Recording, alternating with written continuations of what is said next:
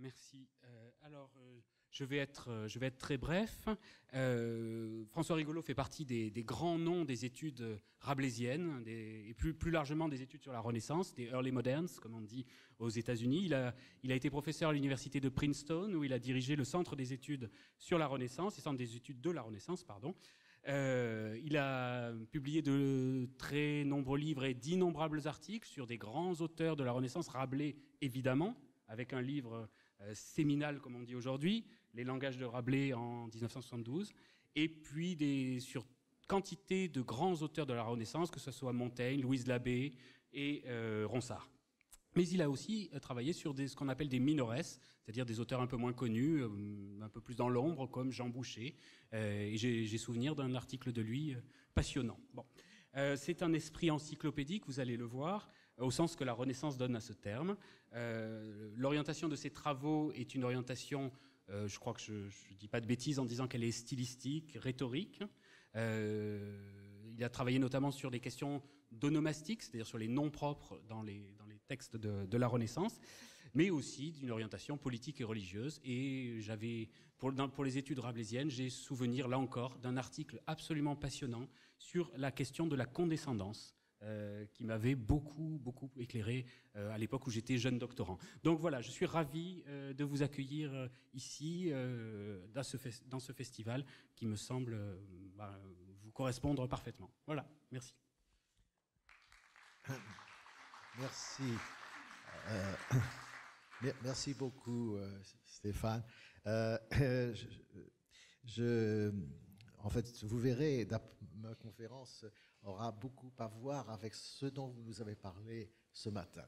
Donc une succession méticuleusement arrangée par nos organisateurs. Bon, hier c'était le 11 novembre. Nous sommes en 2017, donc 100 ans après l'arrivée des Américains en France, pour nous aider à conclure cette interminable grande guerre. À Princeton, ma chaire a été fondée après la Première Guerre mondiale par la famille d'un jeune homme brillant, étudiant à Princeton, et qui était tombé sur le front quelques heures avant l'armistice que nous célébrerons encore plus abondamment l'année prochaine.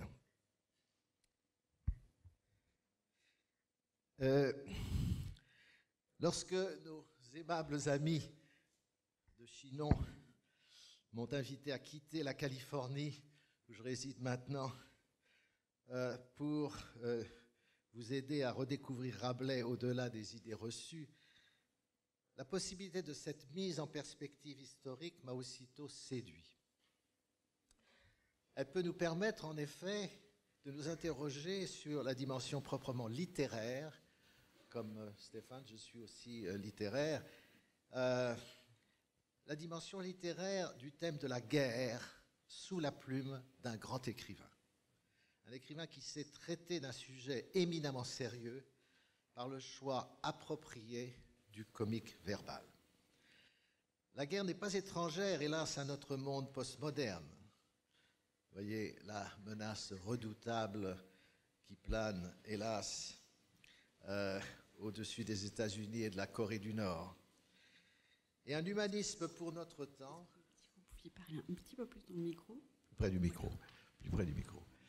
Un humanisme pour notre temps pourrait certainement s'inspirer, mutandis, de celui qu'on trouve dans l'œuvre de Rabelais, toujours si jeune, malgré ses 5 siècles.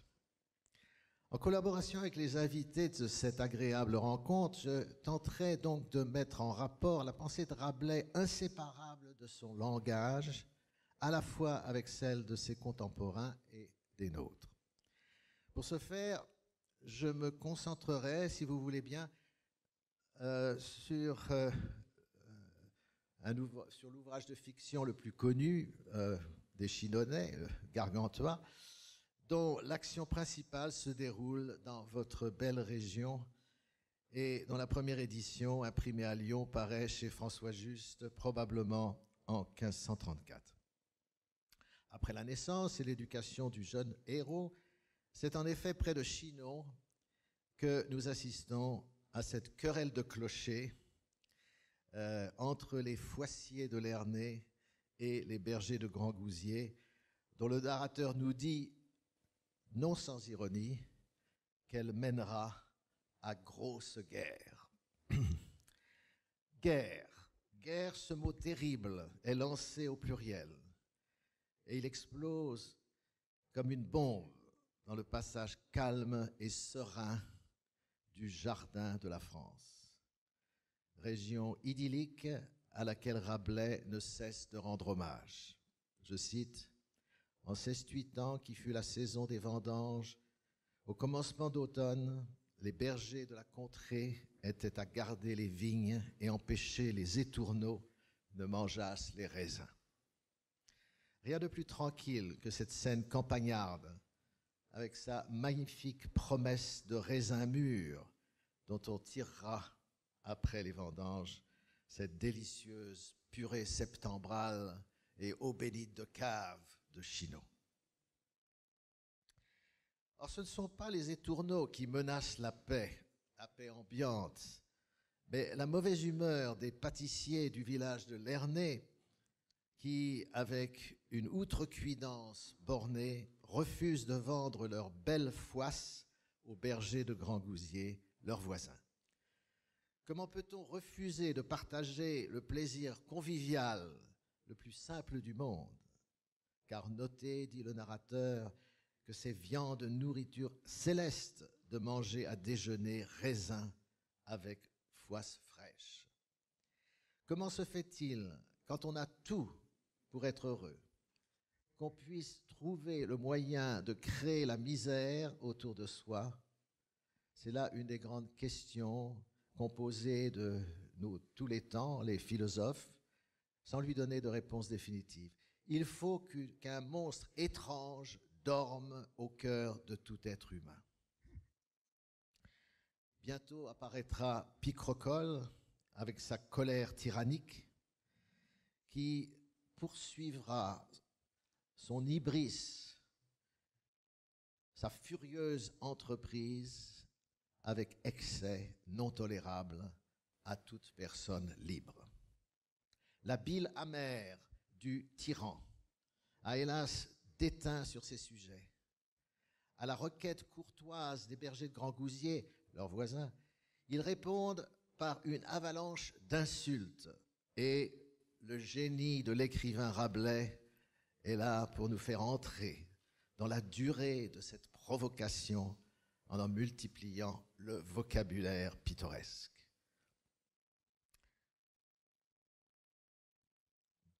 Trop diteux, Brèche-Dent, Plaisant, Rousseau, Gallier, Débauché, Chien-Lit, Averlan, Lime-Sourde, Hypocrite, Fainéant, Friandeau, Bustarin, Ventru, Talvassier, Vantard, Riernevaux, Rustre, Apelopin, Parasite, Traîne-Gaine, Malotru, Claquedent, Berger de merde et autres telles épithètes diffamatoires, ajoutant que point à eux n'appartenait de manger de belles foisses, mais qu'ils devaient se contenter de gros pains balais et de tourtes.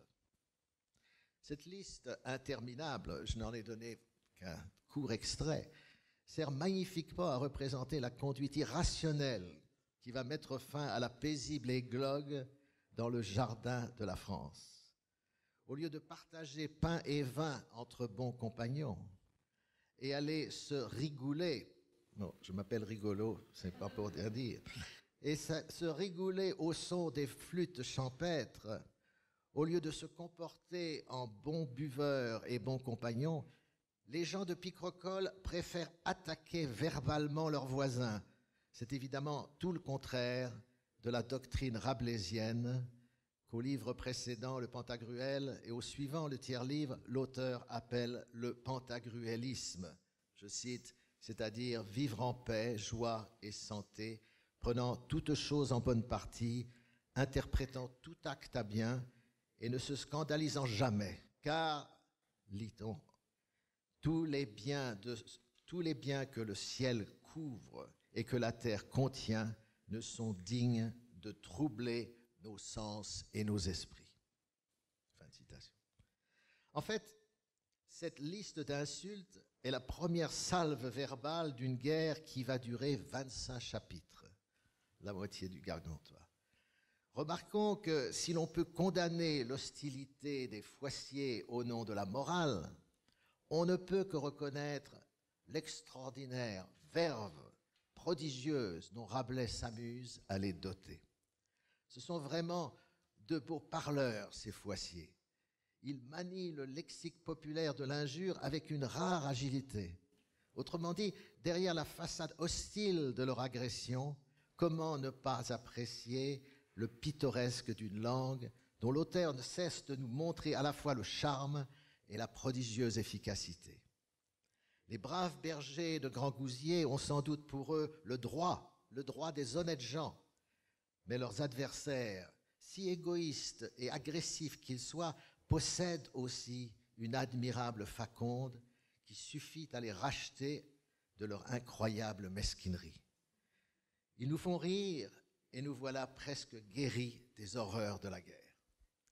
C'est aussi ce jeu roboratif avec la langue de chez nous qui fera pardonner à Panurge ses tours pendables et même peut-être finalement à Picrocole son délire belliqueux. On ne saurait détester des injures aussi savoureuses. Par le biais de son style, Rabelais ridiculise tout extrémisme qui oserait bafouer la morale des honnêtes gens. Il rend soudain nécessaire un vocabulaire de l'outrage qui, loin d'être gratuit, tombe aussitôt sous le coup de l'exagération. La surabondance des insolences, entassée en un seul paragraphe, nous fait prendre conscience de la fragilité du bon sens et de la toute-puissance du langage dans les rapports humains. Ce sont les paroles et non les actes qui, en dépit de toute morale, réussissent à déclencher les hostilités entre voisins. De fait, la querelle prend bientôt l'aspect d'un duel entre deux hommes au tempérament opposé, le coléreux Marquet, grand bâtonnier de la confrérie des Foissiers, et l'aimable Frogier, bien honnête homme de sa personne et notable bachelier. Comme dans toutes les farces, c'est le voleur qui se fera voler et le bâtonnier qui se fera bâtonner. « Viens ça, je te donnerai de ma foisse !» s'écrie Marquet à son adversaire. Phrase cinglante qui accompagne le coup de fouet qui lui assène sur les jambes. Le mot foisse appelle le mot farce, qui lui-même appelle le mot fouet, le mot fuite, le mot force, le mot frappe, etc. Tout un vacarme allitératif ameute les métayers des alentours qui accourent alors avec leurs trics et frappent ces Foissiers comme sur seigle vert. Dans l'échauffourée qui s'ensuit, un étonnant pugilat verbal double la mêlée paysanne. Lernay et Seuillé ne sont plus simplement deux bourgades du Chinonnais en rébellion l'une contre l'autre. Par la voie des mots, elles s'érigent en puissance vraiment redoutable. Leur terrain de manœuvre devient celui d'un univers aux sonorités fracassantes. Par la magie du style, Rabelais réussit à faire transcender ce qu'il y avait de ridicule dans cette petite querelle de clochers. Et si les disputes entre nations n'étaient pas de nature si différente? La doctrine politique qui sous-tend l'action guerrière de Gargantua est relativement simple et, comme l'a montré Stéphane ce matin, elle reflète les théories des polémologues de l'époque. Comme l'a montré aussi Mireille Huchon dans son admirable biographie de Rabelais, le Gargantua est une apologie de la politique royale fondée sur la conciliation. Je cite Mireille Huchon, « C'est toute la politique des frères du Bellay qui est ici illustrée. » On y retrouve des échos de la doctrine pacifiste de ce grand contemporain du Nord dont a parlé Stéphane ce matin, Erasme le Hollandais, qui toute sa vie écrivit en latin et dont les derniers mots sur son lit de mort sont en hollandais, sa langue natale. Très simple. Ce contemporain du nord de l'Europe, Erasme. Rien d'étonnant à cela puisque Rabelais écrit à celui-ci, encore comme l'a rappelé Stéphane ce matin, cette magnifique éloge où il l'appelle, Erasme, le protecteur et le défenseur des lettres, l'invincible combattant de la vérité. Et dans cette missive, il lui témoigne en des termes touchants sa piété filiale, lui avoue devenir tout ce qu'il est et tout ce qu'il vaut pour sa formation intellectuelle, spirituelle et morale. Déjà en décembre 1517, Erasme avait fait publier à Bâle la complainte de la paix, en latin Querella Pacis, où il avait eu le courage de dénoncer les raisons sordides qui poussent les souverains européens à faire la guerre, l'ambition, la jalousie, la colère, l'appât du gain et d'autres passions encore moins avouables. C'est en moraliste chrétien que s'exprimait Erasme pour analyser les mécanismes de ce mal universel que la raison et la foi s'unissent pour condamner. La guerre est le fléau des nations, car elle ruine autant et parfois davantage les vainqueurs que les vaincus. Elle ne peut se justifier que si elle est défensive, comme par exemple lorsque les Turcs arrivent aux portes de Vienne et menacent d'anéantir l'Occident chrétien. Encore faut-il utiliser tous les moyens diplomatiques à notre disposition pour régler les conflits avant de recourir à une confrontation militaire. C'est exactement l'attitude de Grangousier au moment où son illustre voisin passe le gué de Vède et assaillit La Roche-Clermault. Je cite Grangousier, « Toute ma vie, je n'ai rien tant procuré que paix. Mais il faut, je le vois bien, que maintenant, je prenne la lance et la masse pour secourir et garantir mes pauvres sujets. La raison le veut ainsi, car de leur labeur je suis entretenu et de leur sueur je suis nourri, moi, mes enfants, ma famille. Ce nonobstant, je n'entreprendrai guère que je n'ai d'abord essayé tous les arts et moyens de paix. Là, je me résous. Et il s'y résoudra. » Le grand humaniste hollandais revenait avec force sur cette question dans sa longue consultation du 17 mars 1530, à une époque où l'expansion ottomane devenait de plus en plus menaçante et où justement Rabelais se mettait à travailler à son roman. On trouve effectivement de nombreuses références aux œuvres d'Erasme dans les chapitres du Gargantua consacrés à la guerre. C'est en particulier le cas du fameux adage « Dulce bellum in expertis », merveilleux mot latin, cet adage, n'est-ce pas, rien de tel que le latin pour concentrer en 3 mots tant de choses à dire. La guerre est douce, la guerre est plaisante, mais seulement à ceux qui n'en ont jamais fait l'expérience. In expertis. Dans la lettre qu'écrit Grangousier à son fils pour lui demander de quitter Paris, où il fait tranquillement ses études, pour venir au secours de son pauvre peuple, victime de l'agression de Picrocole, le discours pacifiste se fait dans le grand style de la rhétorique cicéronienne chère aux humanistes de l'époque. Je cite à nouveau Grangousier, « Ma délibération n'est pas de provoquer, mais d'apaiser. Non d'assaillir, mais de défendre. Non de conquêter, de conquérir, mais de garder mes féaux sujets en terres héréditaires, dans lesquelles est hostilement entré Picrocole, sans cause ni occasion, et de jour en jour poursuit sa furieuse entreprise avec excès non tolérable à personne libre. » On a ici un magnifique exposé de la théorie pacifiste traditionnelle par le patriarche de la Devinière. Ce pacifisme n'exclut d'ailleurs pas l'appel à la mobilisation générale lorsque le royaume est en danger. Ce sera encore le cas dans le prologue du tiers livre, lorsque le narrateur fera allusion à l'agitation défensive qui s'est emparée des Français après l'agression de Charles Quint. Non seulement il souscrit au vieil adage réaliste « si vis pacem para bellum », si tu veux la paix, prépare la guerre, mais comme Erasme, il rappelle que si le mot guerre se dit bellum en latin, ce n'est pas parce que la guerre est belle, mais parce qu'elle peut susciter un beau courage, de belles actions chez ceux qui ont été injustement agressés.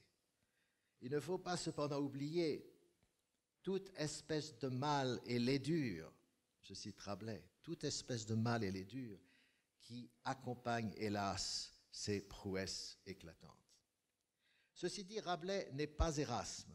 Ce qui l'intéresse, ce n'est pas tant la théorie politique de la guerre, qu'il laisse aux polémologues professionnels, que la représentation verbale qui vise à camper des personnages courageux dans le vif de l'action. J'évoquerai brièvement à ce propos l'extraordinaire élan guerrier de Frère Jean lorsqu'il repousse les ennemis qui s'apprêtent à saccager le vignoble de l'abbaye. De son bâton de la croix, le moine donna si brusquement sur les ennemis qui, sans ordre ni enseigne, parmi le clos vendangeaient, il choqua donc si roidement sur ceux sans dire gare qu'il les renversait comme porcs, frappant à tort et à travers à vieil escrime. Aux uns, il escarbouillait la cervelle, aux autres, il rompait bras et jambes, aux autres, il délochait les spondyles du cou, aux autres, il démoulait les reins, avalait le nez, pochait les yeux, fendait les mandibules, enfonçait les dents à la gueule, décroulait les omoplates, flacellait les grèves, désegondait les ischies, débesillait les fossiles. L'érudit en Rabelais se plaît à énumérer ces actes violents avec une précision anatomique extraordinaire. On n'a pas besoin, en fait, de savoir ce que sont exactement les grèves, les ischis, les fossiles, pour comprendre l'horreur du massacre. On se laisse entraîner par l'avalanche des synonymes, décrouler, dégronder, débesiller. Et ces synonymes se succèdent pour réduire à néant les envahisseurs. Cette scène de carnage serait insoutenable si une imagination forcenée ne venait lui enlever toute possibilité réaliste. Avec Bergson, on pourrait dire que la vigueur du style de Rabelais réduit ces êtres humains à des pantins mécaniques, ce qui interdit toute sympathie à leur égard. La guerre, avec les horreurs qu'elle occasionne, est bel et bien condamnée par Rabelais au moment même où il nous force à en rire. C'est aussi bien sûr le cas de l'un des plus extraordinaires chapitres de l'ouvrage, chapitre 33, celui de la conquête verbale de l'univers par Donald Trump mégalomane. Je voulais dire Picrocole. Entouré de ses conseillers serviles. Le thème est classique. On le trouve en particulier chez plusieurs auteurs anciens. Rabelais reprend le dialogue entre Pyrrhus et Cinéas chez Plutarque, mais les rôles sont inversés. Les courtisans ne sont plus là pour ramener le roi à la raison, mais pour le pousser à l'extrémisme de la guerre. C'est aussi le thème d'un dialogue chez Lucien, où un personnage insensé s'imagine suivre les traces d'Alexandre sans avoir le moindre sens du ridicule de son entreprise. Rabelais s'est certainement souvenu de ces sources anciennes, mais il s'en est inspiré avec le génie créateur que nous lui connaissons. En particulier, la rhétorique des stratèges, dont on a parlé hier, fait l'objet de descriptions si précises qu'elles font dangereusement illusion. Les forces militaires de Picrocole évolueront sur 2 théâtres d'opération.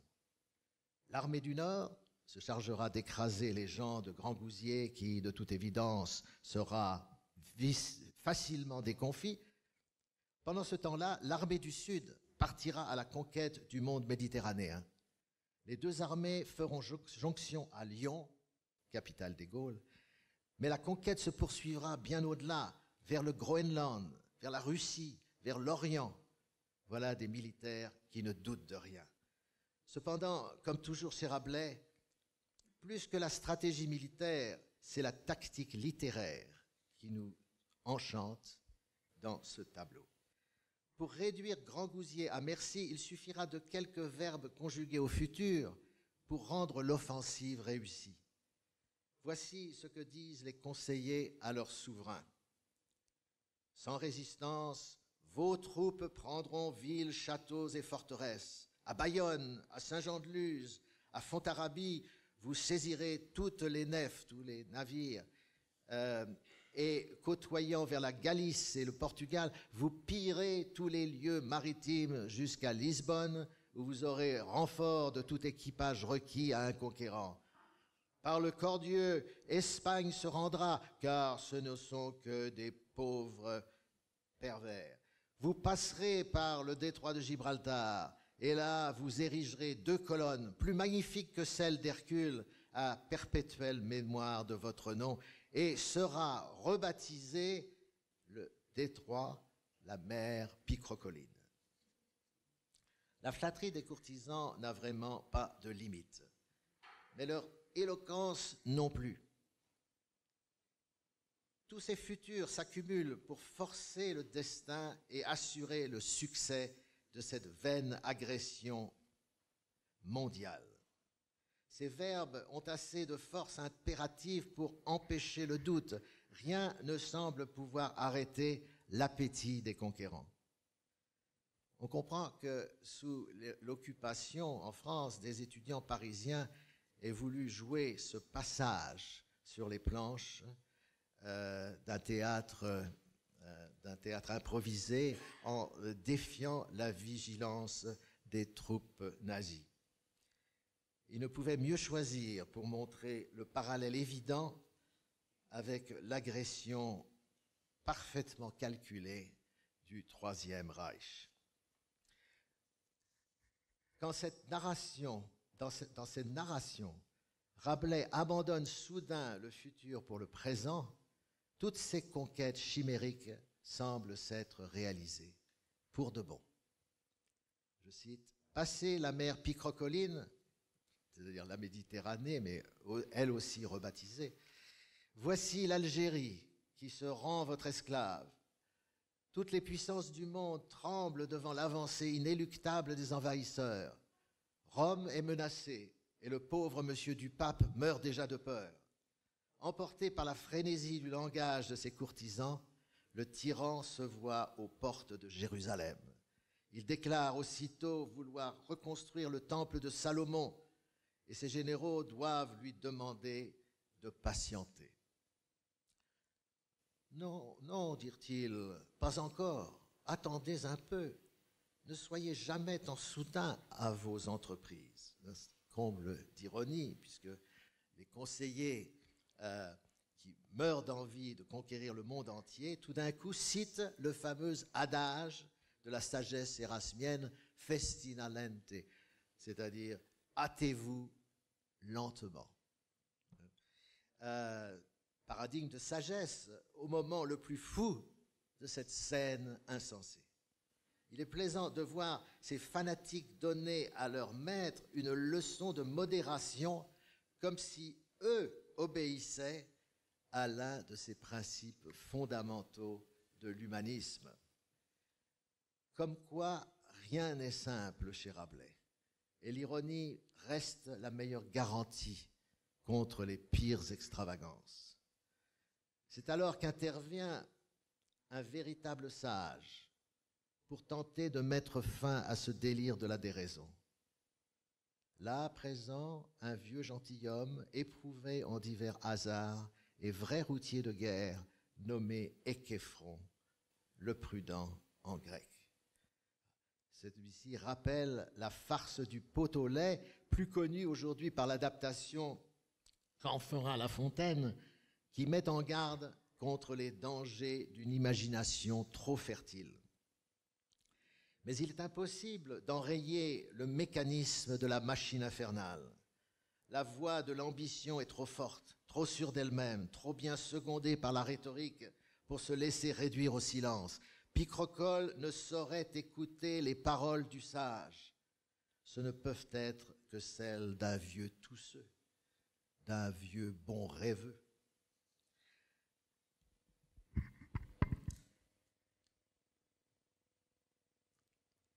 En conclusion, nous pourrions légitimement nous demander s'il n'y avait pas en fait chez Rabelais une double postulation, et également dans l'œuvre de l'humaniste et du poète François Rabelais. L'humaniste, en lui, devait prendre le parti de la prudence d'Équeffron. Une prudence appuyée sur une morale érasmienne qui condamne la guerre de conquête. Cependant, comme chez La Fontaine, le poète devait admirer la démesure d'une imagination débordante, qui n'hésite pas à se tailler de vastes enclaves dans l'univers du désir humain. Sans commettre d'anachronisme, on peut déjà reconnaître dans l'œuvre de Rabelais une sorte de bateau ivre à la Rimbaud, qui nous entraîne par son fabuleux langage vers les péninsules démarrées d'une cosmographie verbale sans limite. Il convient alors de revenir au fameux prologue du Gargantua, qui suscite depuis longtemps une vaste controverse. Rappelons l'invitation qu'on y trouve à rompre l'os et sucer la substantifique moelle. Le présentateur demande à son lecteur de dépasser le sens littéral de ces joyeuses histoires pour y chercher ce qu'il appelle un plus haut sens, c'est-à-dire, selon le lexique savant de l'exégèse scolastique, un altior sensus, un sens figuré allégorique au-delà du sens littéral. Dans le cas qui nous intéresse ici, celui de la guerre, on reconnaît aisément dans la peinture de l'ambition extravagante de Picrocole une condamnation sans appel de la guerre de conquête. Mais il ne faut pas s'arrêter là, car Rabelais a voulu éviter le prêchi-prêcha des sermonneurs de tous bords pour mieux forcer ses lecteurs à prendre conscience des véritables enjeux de la fiction.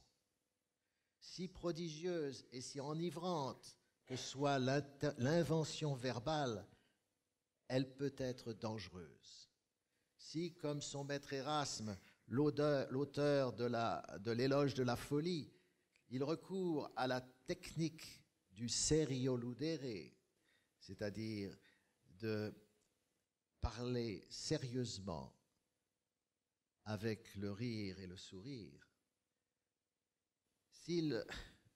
comme son maître Erasme, oui, s'il recourt à cette technique du serio ludere pour traiter la guerre sur le mode comique, ce n'est pas sans oublier tout le sérieux du sujet.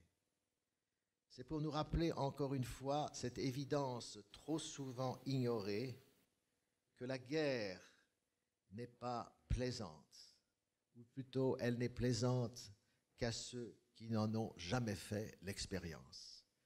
Dulce bellum in expertis. Merci.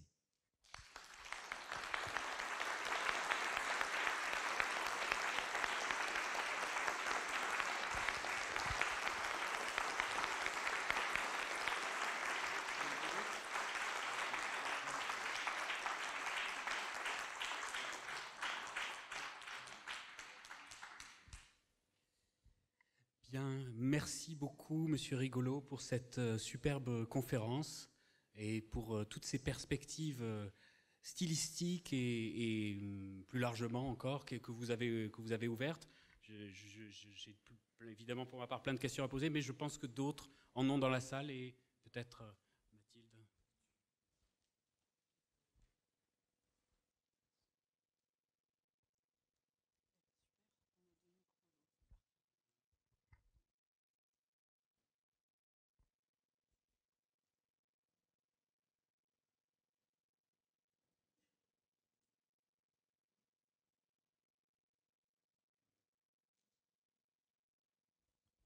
que vous avez des questions? Peut-être un peu de temps pour... Oui, Je vais commencer. Rabelais, alors, reprend cette figure du flatteur, le courtisan flatteur. Il la reprend par rapport à des auteurs de l'Antiquité, il la reprend aussi par rapport à des auteurs du Moyen-Âge, et par rapport au roman de Fauvel, toute cette tradition-là. Il y a une amplification de choses qu'on trouve aussi dans cette tradition. Est-ce que la nouveauté de Rabelais, finalement, c'est pas par rapport à quelque chose d'assez traditionnel, finalement, de créer ce que vous avez montré là, c'est-à-dire une explosion verbale, langagière, et alors, voilà, comment cette originalité-là, elle fait rupture par rapport à cette tradition. Oui, en effet, Rabelais est à bien des égards un homme du Moyen-Âge, pétri justement de tous ces romans et de toutes ces merveilleuses productions littéraires du Moyen-Âge. Rabelais est aussi un humaniste qui a lu les anciens et tout le travail actuel, souvent d'ailleurs de disciples de Mireille Huchon, tente à justement montrer à quel point Rabelais pouvait justement s'intéresser à des choses si diverses et à mener un combat sur différents plans à différents moments et en étant parfaitement au courant de ce qui intéressait le monde de son temps, mais aussi bien évidemment le monde du nôtre. Oui, l'explosion verbale, c'est ça Rabelais.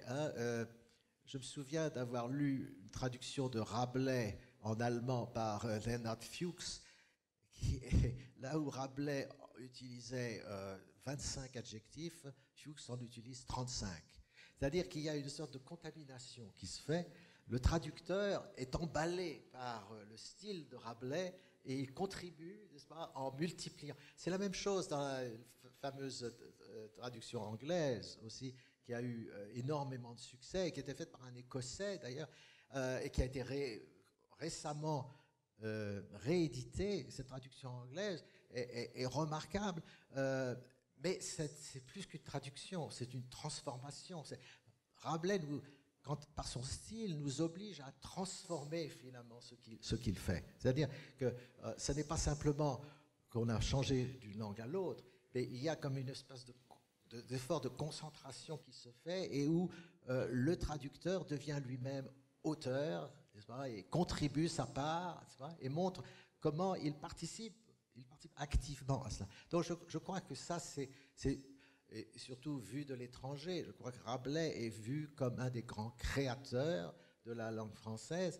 C'est peut-être l'ouvrage le plus riche, et Rabelais a peut-être contribué davantage à l'expansion de la langue française que beaucoup d'autres auteurs. Hein. Si on préfère un contraste très hâtif entre celui qui a le plus de mots et qui a une sorte de voracité verbale, c'est Rabelais, et puis Racine, qui est au contraire qui est celui qui utilise le moins de mots possible, mais où les mots ont eux-mêmes des facettes différentes et reflètent des lumières si différentes. Bon, je ne sais pas si je réponds bien à votre question, mais il me semble, en effet, pour moi, Rabelais, c'est essentiellement un créateur. C'est celui qui a utilisé cette langue française, qu'on appelait la langue vulgaire, la langue vernaculaire, pour en faire finalement une langue de génie. Mais Mireille Huchon a parlé en ces termes-là de façon beaucoup plus intéressante que je ne pourrais le faire ici. Oui, Rabelais, créateur verbal, c'est ça qui m'intéresse, et il ne peut pas s'empêcher, au moment où il va faire du pacifisme, disons, la pierre d'angle de son édifice, bien sûr, il ne peut pas s'empêcher, n'est-ce pas, de montrer cet élan qu'il a, cette conversion qu'il a à la langue populaire, en même temps que la langue savante.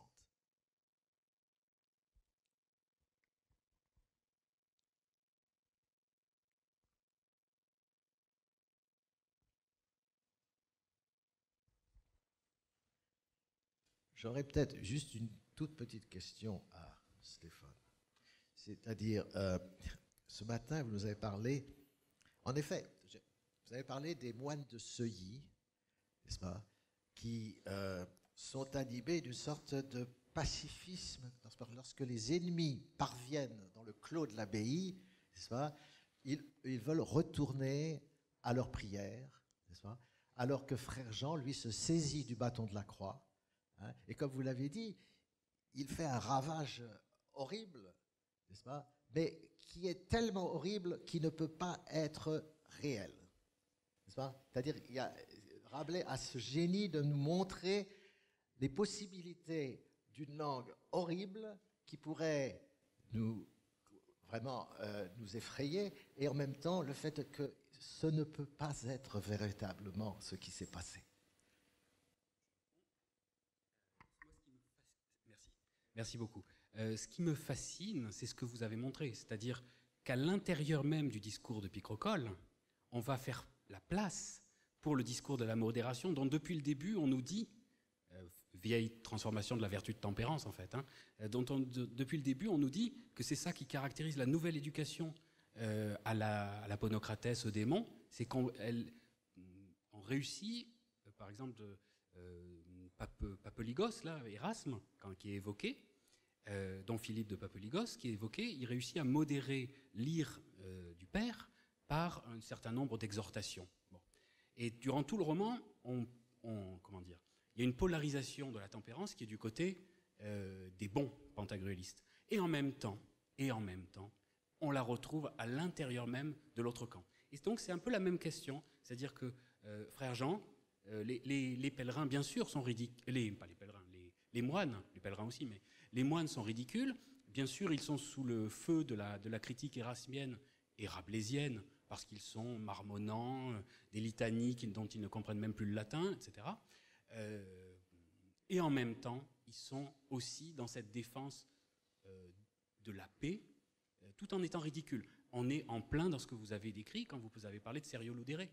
C'est exactement ce tropisme, qui est un tropisme propre à Rabelais, évidemment, mais aussi propre à la Renaissance.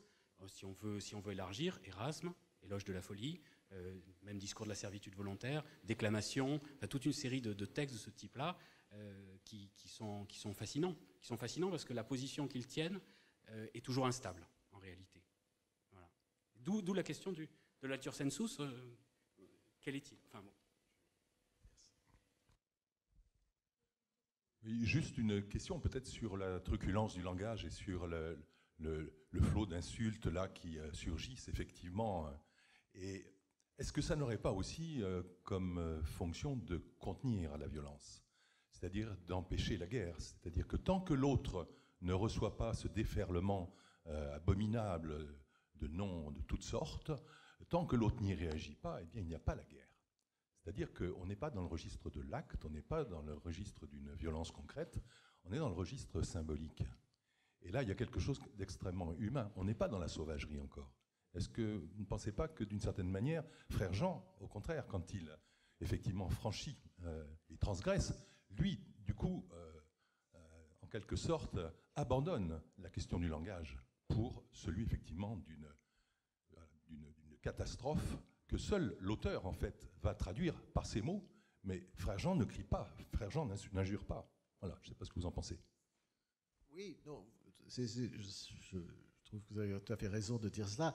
Ce qui est extraordinaire et ce qui est, disons, paradoxal, c'est que cette surabondance du langage pour décrire les actes de Frère Jean, n'est-ce pas, arrive finalement à nier ce que, au sens littéral, ces gestes signifient. Ces gestes signifient qu'il écrase de toutes sortes de façons, on pourrait dire qu'il réduit à zéro ses ennemis. Mais ce langage, si vous voulez, de la violence est en fait là pour nier la violence. Je crois que ça va jusque-là. C'est-à-dire qu'on ne peut pas ne pas s'amuser, d'abord dans les détails anatomiques par lesquels sont désignés les différents aspects du corps humain. Et donc si vous voulez, on est entraîné dans cette sorte d'échauffourée verbale extraordinaire. Et puis, il y a aussi le fait que Rabelais, plusieurs fois, cite le texte d'Ecclésiaste qui dit, n'est-ce pas, il est un temps pour prier, il est un temps pour étudier, mais il est un temps aussi, parfois, pour prendre les armes et pour se défendre, n'est-ce pas? Et Frère Jean, d'ailleurs, fera un commentaire sur l'Ecclésiaste plus tard, dans le quart-livre, qui sera extrêmement intéressant. Merci. Merci beaucoup. On va s'arrêter là, Monsieur Rigolo, parce que vous avez un train. Merci beaucoup. Merci infiniment.